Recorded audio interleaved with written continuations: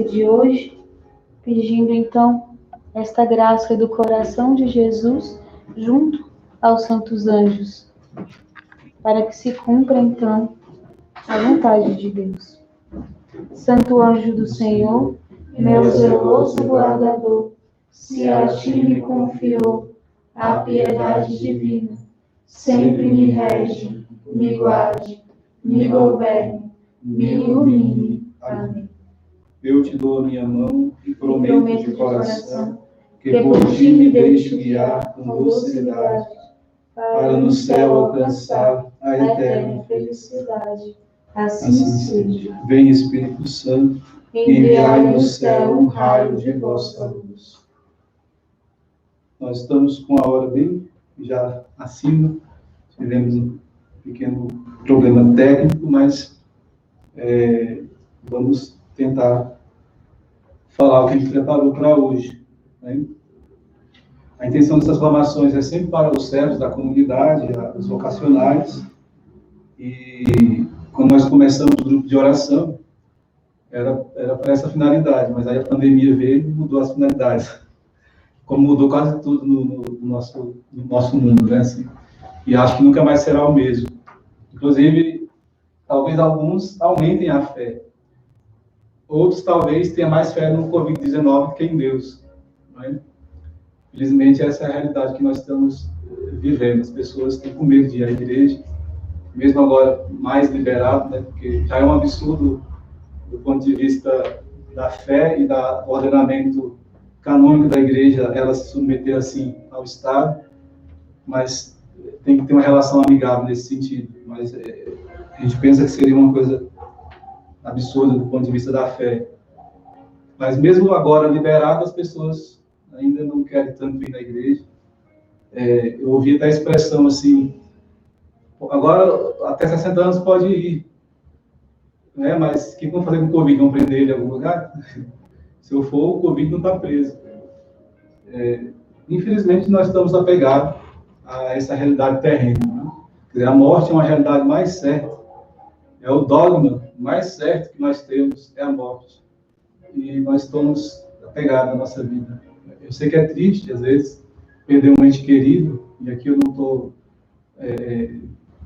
falando dessas pessoas, né, que choram, que é difícil mesmo perder as pessoas, mas manter a fé, não é? Essa formação, sobretudo, é para isso, é para a gente aprender a crescer na fé. A fé, ela é progressiva e nós precisamos aprender a crescer nela, né? E nosso Senhor falou, será que quando eu voltar, acharei fé sobre a terra? Não é? Bom, nós estamos estudando, para quem não sabe, o livro do Roio Marinho.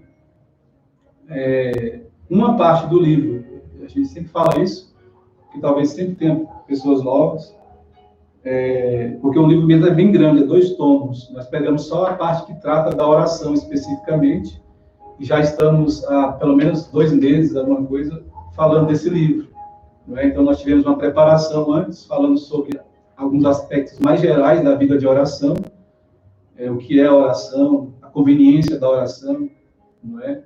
E a natureza da oração. É uma série de pormenores que a gente foi estudando de acordo com o próprio segmento do livro, a gente foi colocando, e tudo isso é uma preparação para o tema que nós já iniciamos também, acho que já teve 4 formações sobre o tema da questão dos graus de oração, né? Então, a gente está no primeiro grau de oração ainda, hoje a gente vai entrar no segundo grau de oração. O primeiro grau de oração é a oração vocal, né?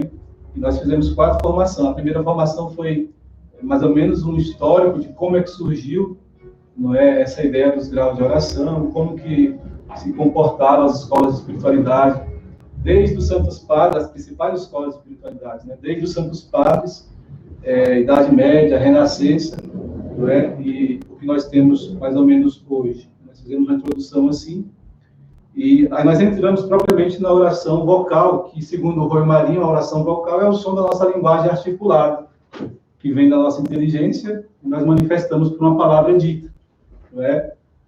Mas não é só isso, ele diz que nós temos que usar também do nosso corpo para louvar a Deus, né? Então usar os membros para louvar a Deus.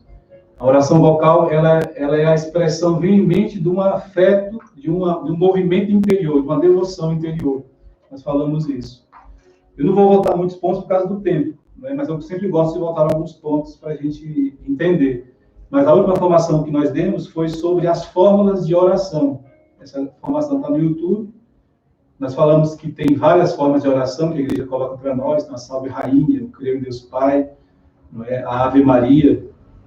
E nós paramos, de acordo com o que o Rui Marinho propôs, naquilo que ele chama da maior de todas as orações, porque ela foi ensinada por Nosso Senhor, que foi o Pai Nosso. Não é? E nós vimos que no Pai Nosso, então nós demos o exemplo no caminho de perfeição. A Santa Teresa fala de uma pessoa, acho que uma senhora, salvo engano, que tinha dificuldade de fazer orações mentais, não é? E ela só fazia oração vocal, e a oração vocal que ela fazia era o Pai Nosso. Só que quando ela foi procurar a Madre Teresa, Santa Teresa, aliás, a Santa Teresa da Ordem dos Carmelitas, né, que reformou o Carmelo, ela foi procurar, e aí Santa Teresa foi analisar a natureza da oração vocal dela, e ela diz, não, ela tem muito mais oração mental aqui do que vocal, porque quando ela começava a rezar o Pai Nosso, a mente dela ia para os lugares em que Nosso Senhor sofreu, em que Nosso Senhor padeceu, né? Então, em certos Pai Nossos que ela rezava, a mente dela ia para o Calvário. Aí, ali ela ficava horas contemplando aquela cena de Jesus no Calvário. Os sentidos dela ajudavam, o imaginário dela ajudava e a inteligência dela penetrava o mistério. Então, ela percebeu que ela estava em altos níveis de contemplação, que é a finalidade da vida espiritual. Chegar à contemplação das verdades eternas, né? E ali, por causa disso, as obras que essa senhora fazia tinha muitos efeitos, era tudo ordenado na vida dela, ela conseguia colocar as coisas e Deus abençoava a vida dela com muitos frutos. Aí o curioso é que a Santa Teresa fala bem assim, eu invejei a oração vocal dela, que era rezar assim, né? Quem é Santa Teresona falando um negócio desse? Eu invejei a oração dela, né? Porque, de fato, se nós chegarmos a rezar como nós devemos, com aquelas coisas que nós já tratamos, com atenção externa, com atenção interna, nós vamos perceber que a oração é muito mais do que o movimento dos lábios, não é? É muito mais do que certos afetos, né? É muito mais do que uma simples verdade. É um contato com a divindade, é um contato com a Santíssima Trindade, né? A oração, nós falamos na formação passada, que ela é como que o nosso representante diante de Deus. A oração é o único meio que nós temos para falar com Deus. É através dela nós falamos com Deus. Então, a oração, Santa Teresinha diz, é um diálogo com Deus, um transporte de amor em relação ao Senhor e à nossa alma, né? É a elevação da nossa mente a Deus, a oração. Então, a gente falou essas coisas, dissemos uma coisa muito importante, que a oração vocal, ela é uma reforma de vida, não é? A oração vocal não é só o som da nossa voz articulada, mas ela é, na verdade, uma reforma moral dos meus costumes, onde eu tenho que praticar os 10 mandamentos da lei de Deus, eu tenho que aprender a fazer a comunhão bem feitas, eu tenho que destinar um tempo, a primeira coisa que eu tenho que fazer, destinar um tempo para a oração, que não seja os momentos convenientes que a gente reza, a oração da tarde, a oração da noite, de dormir, mas um momento para mim ter uma intimidade com Deus. Não vale, a gente disse, a oração que a gente reza dentro do carro, dentro do ônibus, essas orações todas podem ser feitas, não é? Mas para esse nível de oração que requer uma coisa que a gente chama de atenção atual, essas orações não valem, porque a nossa atenção no dia a dia, ela está voltada para muitas outras coisas. Então a gente reza com a boca, mas a nossa atenção está no que nós estamos fazendo, não é? Então, nós precisamos de um momento, nem que seja para rezar uma Ave Maria, que dure 10 minutos, cada palavra da Ave Maria, a gente precisa desse tempo. Isso não é, eu estou usando o teólogo Rui Marinho, dominicano, tomista, naturalmente, mente brilhante, no tempo dele, no século passado, viajava o mundo inteiro dando conferências espirituais, acompanhando as aulas, então é uma pessoa que tem experiência. Então ele diz bem assim, é melhor você rezar uma Ave Maria bem rezada do que um texto sapecado correndo depressa. Não é? Aí as pessoas falam assim, eu vou rezar, aí pega, eu sempre gosto de falar isso, pega a vassoura e vai varrer a casa. Eu vou rezar, aí pega o texto e vai fazer uma caminhada rezando o texto. Eu sempre digo, nada impede de fazer isso, santificar o momento presente também é necessário, porque nós vimos que tem também a atenção virtual, que é uma tensão que é o desejo de estar na presença do Senhor, mas infelizmente eu estou voltado para outras coisas e de vez em quando eu me desconcentro e perco a atenção na oração, não é? Então essa oração não vale para produzir em nós a refeição espiritual, não vale para produzir em nós a devoção, porque a minha atenção está desperta. Ou seja, Jesus está falando comigo, porque é um diálogo, não é um monólogo, não é só eu que falo, Deus também fala na oração, e eu não estou entendendo o que ele está falando, porque a minha atenção está voltada para as coisas exteriores, né? Então, essa reforma moral, essa reforma de vida, ela consiste em, primeiro, você arrumar... primeiro de tudo mesmo é romper com o pecado. Não existe vida espiritual para quem está em estado de pecado. Não é? Romper com o pecado mortal. Depois, arrumar um tempo para rezar, que não seja desse jeito, né? Seja um momento, 1 hora, pelo menos, diária, pela manhã ou pela noite. No mínimo, 1 hora de oração para começar. Então, eu tenho que fazer uma análise da nossa prudência para ver na minha vida o que é que eu estou gastando tempo demais, não é? Para sobrar um tempinho para a oração. E isso é fundamental importância. E depois disso aí, nós temos que fazer nosso exame de consciência, fazer confissões bem feitas, né? Porque a oração só ela é só uma perna da vida espiritual. Nós precisamos ter a outra perna, que são os sacramentos. Então, a oração e os sacramentos são o que nos vai levar a romper aquilo que se chama de porta estreita na vida espiritual. Passar pela porta estreita. E entrar lá na quarta morada de Santa Teresa, onde ali é Jesus que conduz. É a boa semente que caiu em terra boa, é Nosso Senhor, é o Espírito Santo que vem jogar a água da graça, e ele conduz para onde ele quer, conforme João 3, né? João 4. Acho que é João 3. Que o vento sopra onde quer, você só ouve o ruído, não sabe para onde vai nem para onde vem, mas assim acontece com aqueles que nascem do Espírito. Não é? Ou seja, entrar nessa dimensão do Espírito, ser o homem do Espírito, ser a mulher do Espírito, é preciso essa coisinha básica aqui, que nós resumimos tudo do nosso carisma em obediência às leis. A lei de Deus, as leis da igreja, não é? As leis naturais, onde nós vamos ordenando a nossa vida. Isso chama-se oração vocal. Quer dizer, é o ordenamento da nossa vida para a contemplação de Deus maior no futuro, que é a finalidade última da nossa existência. E assim, falando de finalidade, a oração do Pai Nosso, ela é exatamente isso. A vida do cristão é para ele dar glória a Deus. Ele existe para dar glória a Deus. A criação do mundo todo, Deus criou para dar glória a Deus. Então, quando lá em Mateus 6, mais ou menos o versículo 7, ali, quando os apóstolos pedem para Jesus, ensina-nos a rezar, o Senhor Jesus fala, primeiro, para rezar você tem que ter disposição. Você entra no seu quarto, você fecha a porta e reza em segredo ao seu Pai, que está lá nos céus. Né? Esse céu aqui tem um significado espiritual e não vale a pena entrar porque não dá tempo de explicar tudo. Mas os céus seria uma região do nosso espírito, da nossa alma, onde mora Deus. Os céus é o centro de nossa alma, onde Deus está. Né? Que a Santa Teresa fala que é a quarta morada, para frente, ali. Ou quando você faz um ato de fé na oração, e você entra na dimensão do Espírito. Sai da carne, sai da alma, e entra na dimensão do Espírito. O homem guiado pelo Espírito Santo. Então, Jesus está falando para os apóstolos, para você rezar, você tem que ter essa disposição, se deixar ser conduzido pelo Espírito. Aí, quando você entrar lá no quarto, que é na tua intimidade, na tua interioridade, aí você vai rezar assim, Pai Nosso que está nos céus. É esse céu do Espírito, lá onde ele está. Né? Qual a primeira cláusula do Pai Nosso? É santificado seja o nome de Deus. Santificado seja a fé. Santificado o nome de Deus significa dar glória a Deus. Então, o Santo Agostinho diz para nós que essa oração dominical, o Pai Nosso, ela é convenientíssima, não só porque foi Nosso Senhor que ensinou, mas porque também Nosso Senhor ensinou a ordem que se deve pedir as coisas. E a oração do Pai Nosso, como ela deve ser rezada, ele diz, ela retifica os nossos desejos, retifica a nossa petição diante de Deus. Então, a primeira coisa que eu peço é o fim último do homem. Qual é o fim último do homem? Dar glória a Deus. Depois eu peço uma coisa que seria a finalidade relativa do homem, que é a nossa felicidade, a nossa glória em Deus. Então, a nossa glória depende da glória de Deus. A gente dá glória a Deus e, junto com isso, vai a nossa felicidade. Não é? As pessoas buscam a glória na riqueza, no dinheiro, na fama, não é? Numa boa comida, numa boa música. Tem gente que busca o seu prazer e a sua glória nessas coisas. Mas a nossa glória a nossa felicidade é da glória a Deus.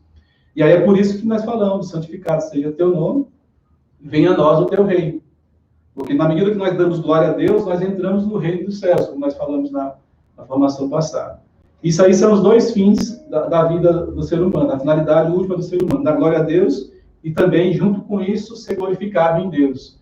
Aí nós temos os meios do Pai Nosso. Nós temos meios primários e meios secundários. Os meios primários, seja feita a vossa vontade, que é conveniente. Porque para santificar a nossa vida, nós precisamos fazer a vontade do Pai. O que nos santifica, na verdade, é fazer a vontade de Deus. Inclusive, o próprio Jesus veio nesse mundo para fazer a vontade do Pai, pela obediência. E teve que aprender o que era a obediência, sofrendo até a morte e morte de cruz, como diz São Paulo. Não é?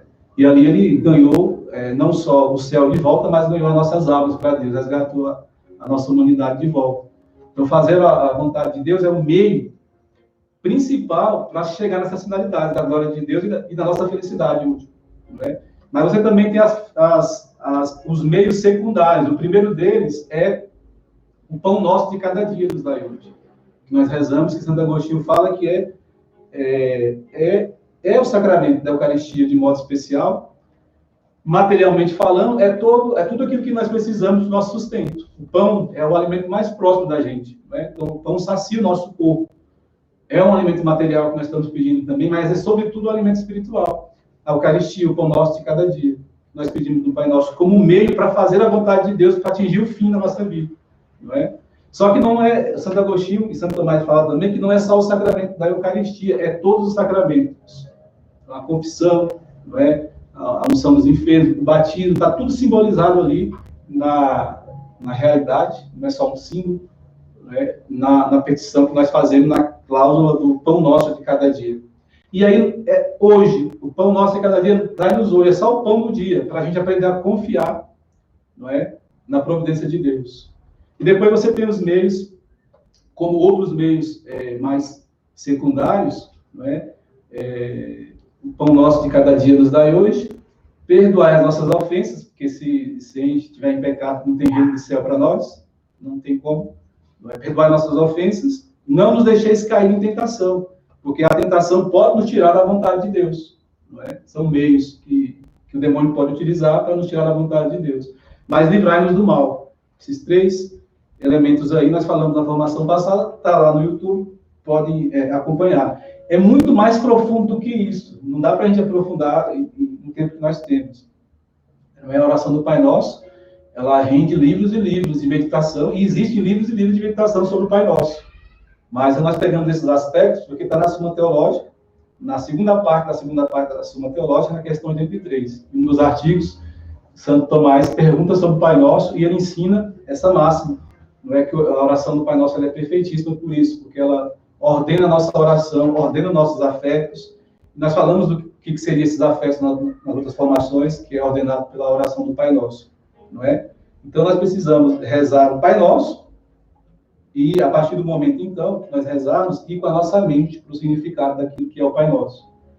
Sei se vocês aqui já ouviram, mas a gente falou que existe na oração, a gente vai rezar na atenção interna, nós temos que ter três elementos básicos, que a gente vai bater sempre nisso, a gente vai voltar novamente nesse elemento na oração de meditação que a gente entra hoje, que é a atenção material, vamos dizer assim, que é a atenção ao nível das palavras, prestar atenção nas palavras que está se rezando, por isso às vezes a gente reza um pouco mais lento. Se reza rápido demais, a gente não presta atenção no que está rezando, não é? Então, rezar um pouco mais lento, mais devagar, saboreando a palavra que está rezando. E rezar certinho, não é? Com ponto e vírgula, a palavra pronunciada, articulada bem. Isso ajuda a atenção ao nível das palavras, não é?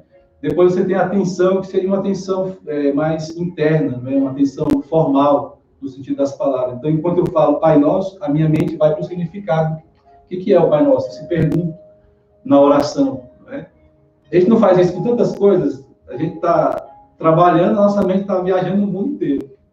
Então, a gente precisa retificar isso para aquilo que vale a pena, porque a palavra de Deus fala que nós seremos julgados pelos pensamentos, pelas palavras e pelas obras.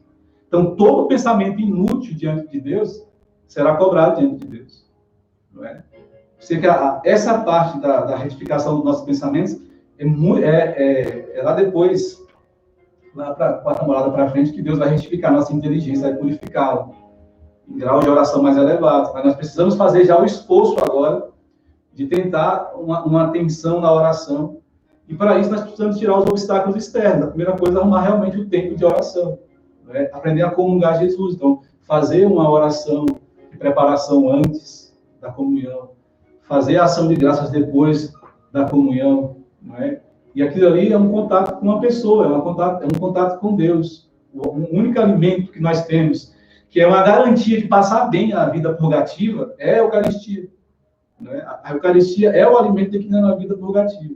E quando eu for para a iluminativa e unitiva, eu largo a Eucaristia? Não vai largar, porque é o melhor alimento que tem. Mas existe um outro nível de comunhão na vida iluminativa e na vida unitiva, né? As vias do progresso espiritual aí. Existe um outro tipo de comunhão. Você pensa Santo Antão, que viveu quase 100 anos no deserto. Onde ele comungava? A Eucaristia. Não tinha missa. Não é? Nós precisamos ter esse nível de comunhão com Deus. Que Deus chama a nossa alma. Mas o princípio é isso mesmo, aprender a comungar Jesus bem. Não é?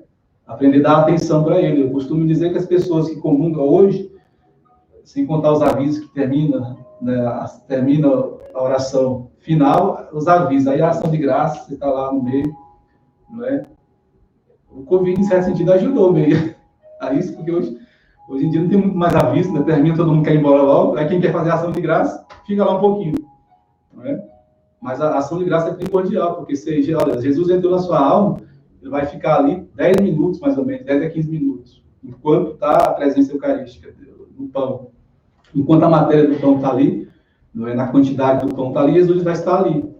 A igreja fala que é mais ou menos uns 10 minutos, que é o tempo que gasta para ser dissolvido no nosso organismo. Então, seria 10 minutos de amor a Deus. E o que eu falo na ação de graça? Não precisa falar nada, é só se deixar ser amado e andar. Do mesmo jeito que você está na presença da sua namorada, você não fala nenhuma palavra. Você quer estar na presença dela. Jesus é o namorado de nossas almas, é o esposo de nossas almas. Então nós temos que estar na presença dele ali. Não precisa palavra. Ele é a palavra. E o modo como nós comungamos a Eucaristia é garantia para o crescimento da vida espiritual. Não é? Bom, o segundo grau de oração é a oração meditativa. Só para dar uma visão mais completa, existem 9 graus de oração. Não é? Os 3 primeiros graus de oração, eles dizem respeito à vida ascética. Não é? A vida ascese é um esforço que nós fazemos, uma espécie de exercício espiritual, não é? Para a aquisição de virtudes. No primeiro momento, negativas, que é a vivência dos 10 mandamentos, e depois virtudes positivas, que são virtudes mais de ação, uma fortaleza, a temperança, a justiça, outras virtudes que me colocam em relação com o próximo, não é? Como a justiça, por exemplo. Então, a vida ascética serve, ela é a vida purgativa e a vida iluminativa. Aí, o terceiro grau de oração, do quarto grau de oração para cima, você tem uma transição entre a vida ascética e a vida mística, não é? Onde na vida, que é chamada de oração de simplicidade, o quarto grau de oração. Na oração de simplicidade, você tem parte da oração ascética e parte da oração afetiva. Você começa a receber luzes de contemplação de Deus mais profundamente, que é um sinal de que Deus está te chamando para romper a porta estreita. Na verdade, é a passagem da porta estreita, a oração de simplicidade. Aí, a partir daí, você tem mais 5 graus de oração.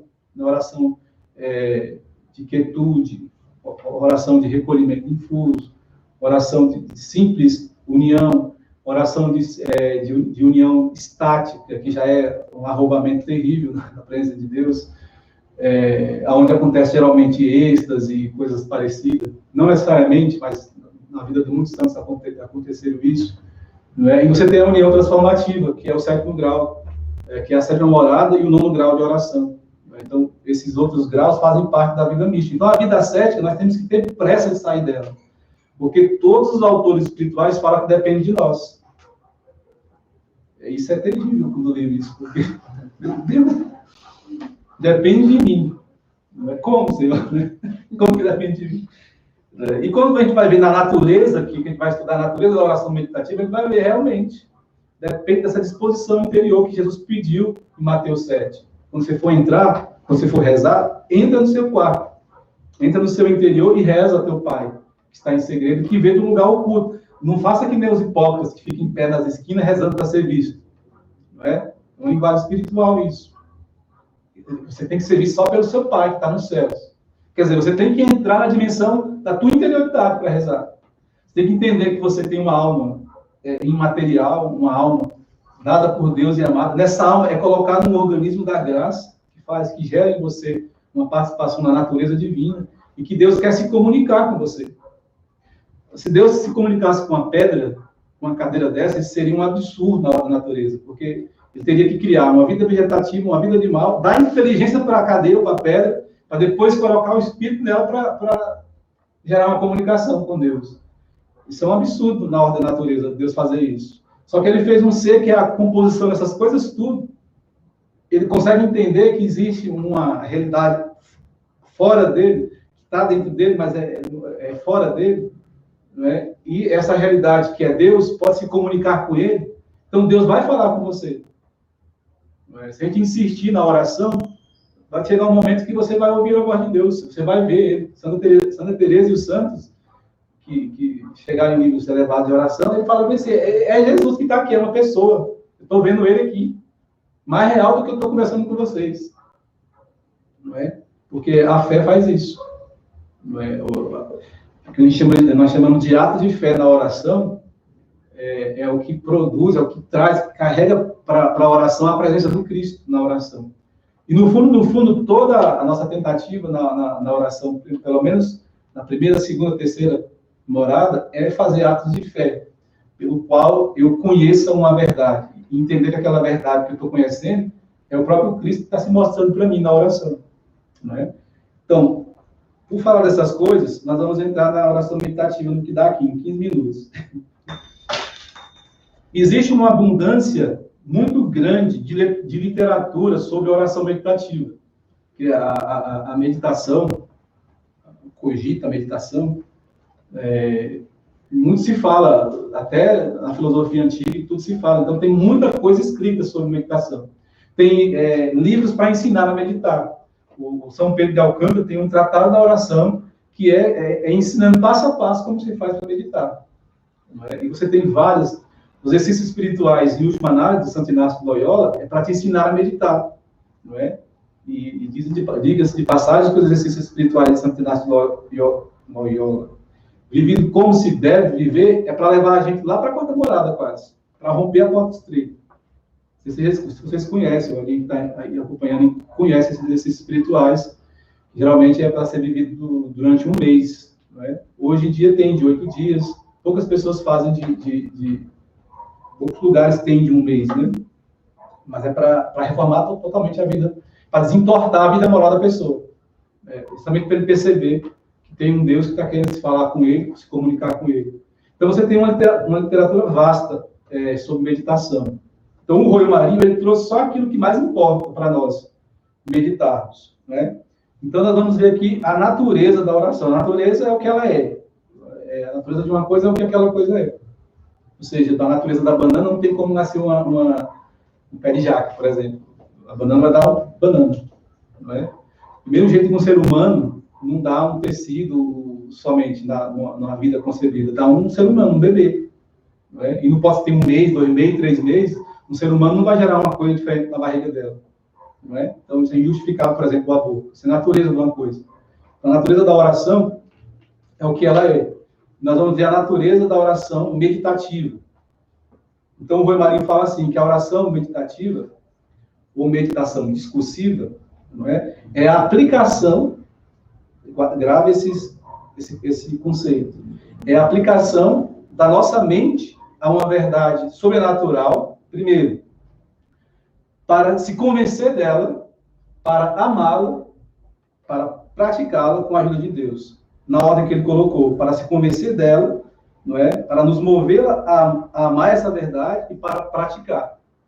Então, para que é a oração mental? A oração meditativa discutiva?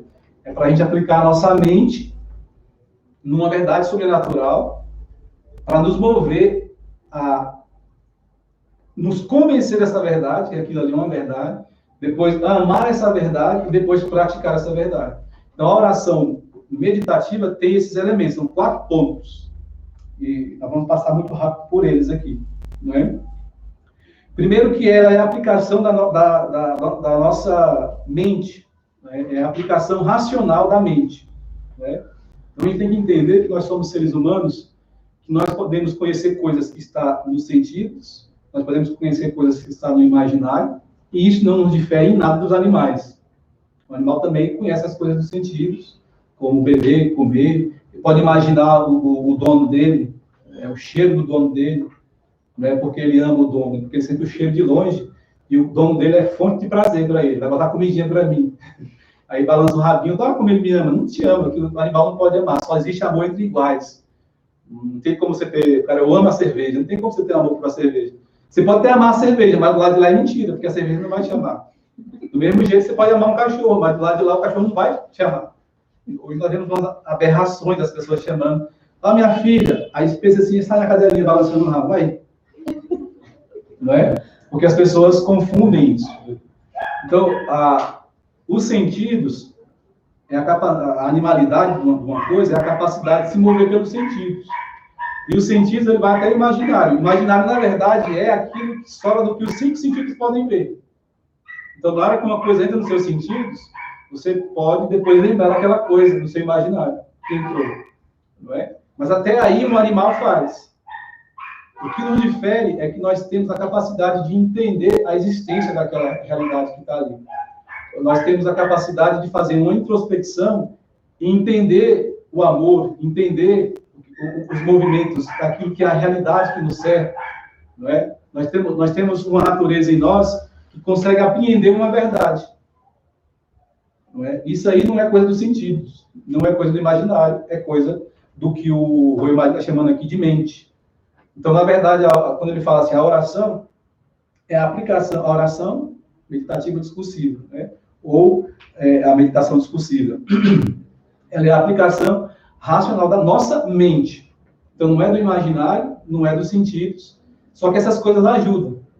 A gente vai ver mais para frente nos métodos de oração meditativa que a composição de lugar, com a ajuda do imaginário, vai ajudar, não é? Então, essa aplicação da mente, ela é um elemento básico, típico, característico da oração discursiva, meditativa. Se faltar isso, não é oração meditativa. Então, você poderia... A gente sabe, assim, que na verdade, essa elevação da mente na oração, ela precisa em todos os graus de oração.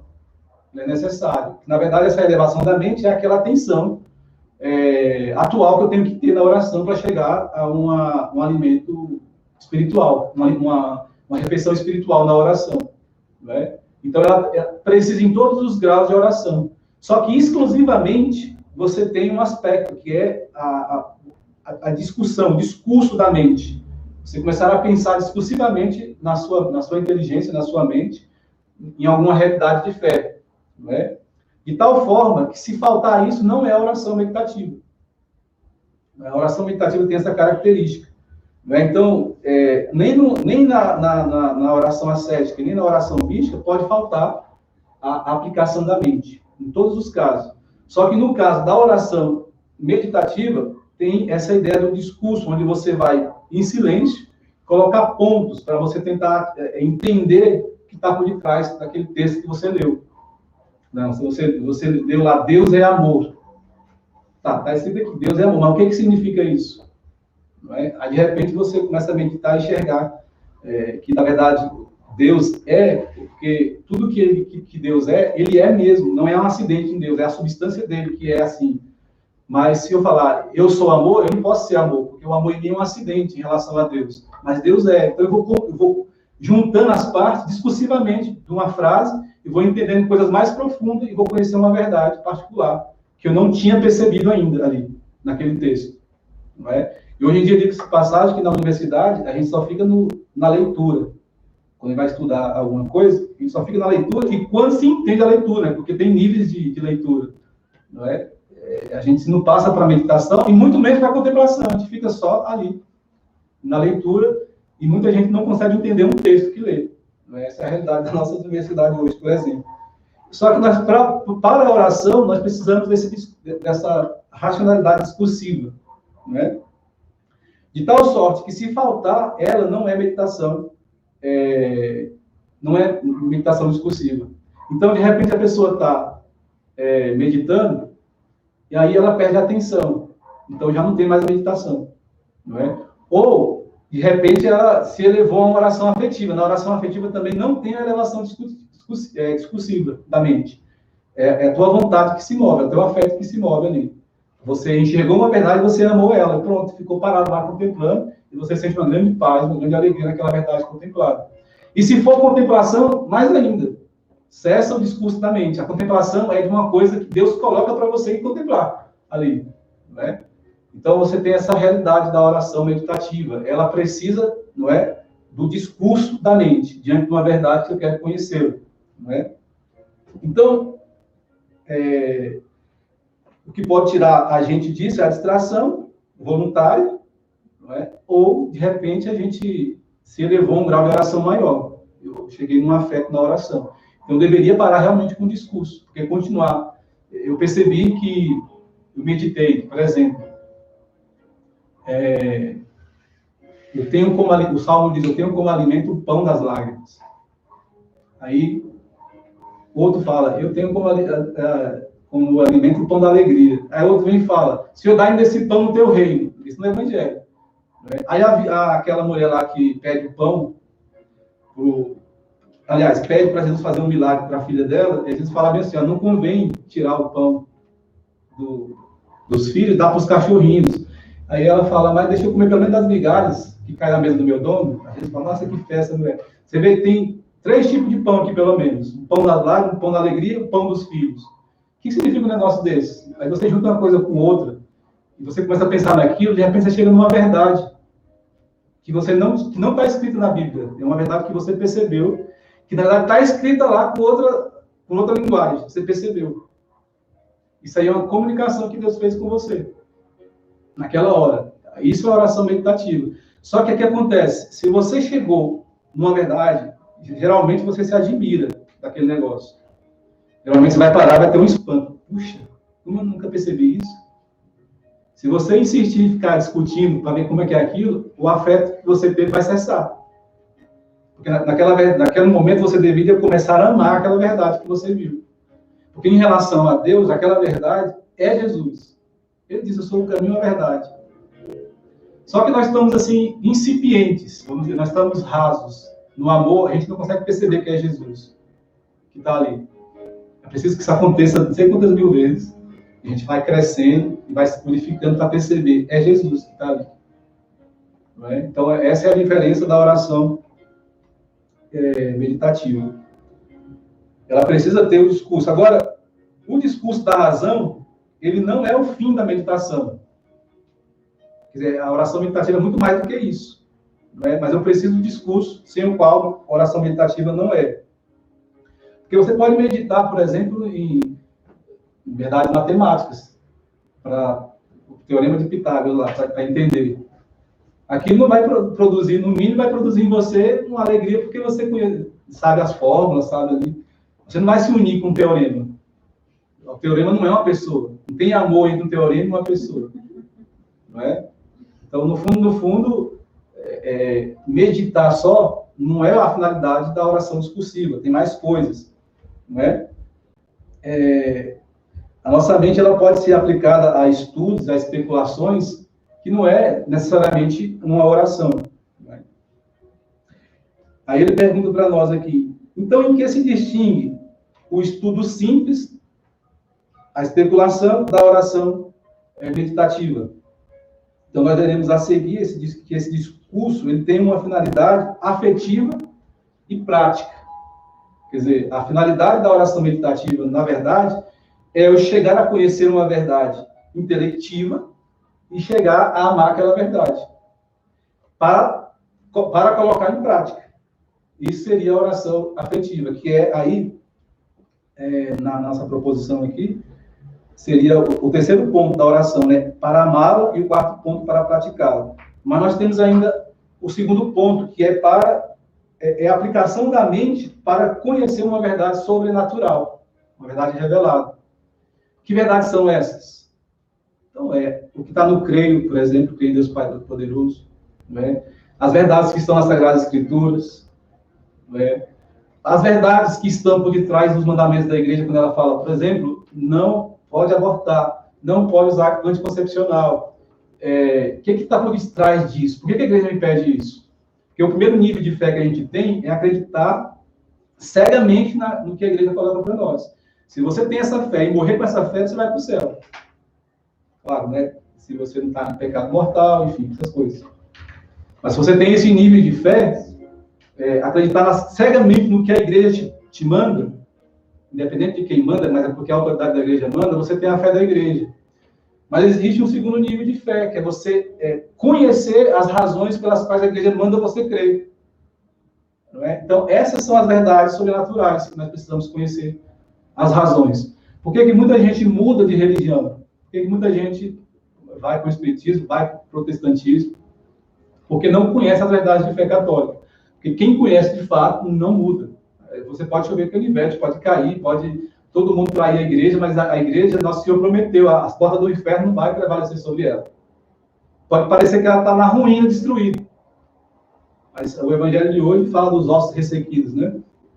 A primeira leitura, se não me engano. Fala dessa questão dos ossos ressequidos. Deus pode restaurar todas as coisas quando Ele quiser, como Ele quer, na hora que Ele quiser. Inclusive, Ele pode também bater na noiva dele, deixar ela toda feia, para Ele depois vir ressuscitar ela novamente. Não é? Como a gente vê nos dias de hoje. Então, nós precisamos conhecer as razões pelas quais a gente crê. Então, a gente precisa meditar nas passagens da Sagrada Escritura, lá no dito de algum santo, não é? Na Suma Teológica, Santo Tomás de Aquino, em algum santo de devoção, o que ele colocou, o que ele escreveu, meditar nessas coisas, não é? E aprofundar. Você pode meditar na oração do Pai Nosso. Você pode, inclusive, consistir a sua vida espiritual em rezar Pai Nosso. Eu falei na formação passada, perguntava para o Padre Pio que oração que ele fazia quando ele fazia um milagre. Ele falou, o rezo do Pai Nosso é a oração que você rezar. Eu rezo a oração do Pai Nosso e a missa. E junto um monte de texto junto com o rosário, né? O tempo inteiro. 4, 5 textos, rosários por dia que ele rezava. Não é? É a oração que ele rezava. Não é? A grande diferença entre nós e o Padre Pio é porque ele estava presente à oração. Ele percebeu que primeiro eu tinha que buscar o reino dos céus e a sua justiça, e o resto vem por acréscimo. Não é? Então nós vamos parar aqui, né, nesse ponto, por causa da hora. Não é? Mas nós vimos duas verdades sobre a oração meditativa, não é? Ou discurso meditativo, que a oração é a aplicação na nossa mente, mas a aplicação na nossa mente é uma verdade sobrenatural, não uma verdade natural apenas, uma verdade matemática, não é? Uma verdade biológica, não, mas uma verdade revelada. Por exemplo, Deus é amor, uma simples proposição dessa, Deus é amor, né? Ou uma proposição que na teologia tem, né, graça, gratis, data, ou gratia, gratum, fatis, que é a graça santificante e a graça de dons extraordinários. O que significa isso na teologia? Meditar sobre essas coisas. Então, a aplicação da mente a uma verdade sobrenatural. Né? Existem níveis de verdades. Você tem verdades naturais e você tem verdades sobrenaturais. E existem níveis de apreensão dessas verdades, tá? Que o ser humano é capaz de aprender. E nós estamos falando de verdade no mundo que fala que ela não existe, não é? Ou pelo menos que ela é relativa, não é algo absoluto, não é? Então nós precisamos realmente da meditação, como oração, não para meditar algo de estudo, mas para nos unir a Deus, para poder conhecer aquelas razões que eu estou crendo. Então eu não sou um católico ignorante, tem aquelas proposições, né? Católico ignorante, futuro protestante, eu costumo dizer por aí. Eu sou católico porque eu creio na minha fé e eu estou pronto a defender a minha fé a quem me interrogar sobre ela. Não é? Então, preciso da meditação para isso. Então, na medida em que a oração vocal, eu digo isso e finalizo, é uma reforma de vida, para me aprender a ter virtudes, para me conquistar a mim mesmo para Deus, a oração meditativa, ela é o começo, tá, de um tipo de oração que é a conquista do outro. Ou seja, eu preciso adquirir virtudes que me libertem de mim mesmo e eu viva para servir. Então, eu preciso meditar para fazer um negócio desse. Não vivo mais para mim. A oração meditativa, ela é o momento em que eu renuncio a minha vontade para viver a vontade de Deus. no serviço ao próximo, não é? Através do conhecimento de verdades. E aí entra aqui a questão do ensino, do estudo das verdades de Deus, ensinar essas verdades para outras pessoas, não é? Desprender de nós mesmos e ir ao encontro do outro. E nós jovens que estão aqui, nós precisamos disso, porque o mundo não vai ser salvo por milagre. Hoje, numa sociedade corrompida, se você faz um milagre, as pessoas falam que é obra do demônio, que é obra do espiritismo, que é obra do Edir Macedo, e vai, não é? Não adianta fazer milagre. E também, se você educa alguém pelo exemplo, você sai na esquina, tem um monte de gente dando exemplo diferente. Não é? Então, você precisa estudar para conhecer as verdades e usar copiosamente da palavra. Ou seja, conhecer as verdades em que está apoiada aquelas palavras que você está falando para reformar a sociedade novamente. E começa de nós, a conquista de nós mesmos, não é? Para depois começar a servir o outro. Então, aqui, o discurso meditativo tem uma finalidade a mais. É para unir com Deus, é o principal. Mas no nível que nós estamos de sociedade, é também para a gente conhecer a verdade da fé católica que está esquecida, para a gente poder ensiná-la novamente. E o São João, nosso padroeiro, ele fala para os jovens, né? Vocês são fortes. A palavra de Deus está em vocês. E vocês venceram o maligno.